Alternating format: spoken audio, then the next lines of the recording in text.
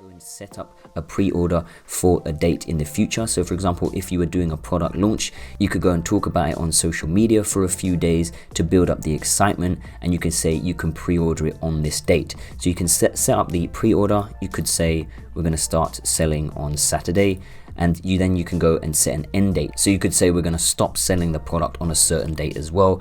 And again, this is just going to bring in some scarcity to the product, and that's a really good sales tactic to make sure that you sell the product out, because people are going to know that this is not going to be sold forever. The end date's coming soon, so I better purchase it now. So then you can display the pre-order end date, and you can go and choose the date format however you want to go and choose it, depending on different countries. The US and the UK, they display their date formats in different ways. And then you can go and display a pre-order time remaining. So it could say we only have 24 hours left for you to pre-order the product. You can choose pre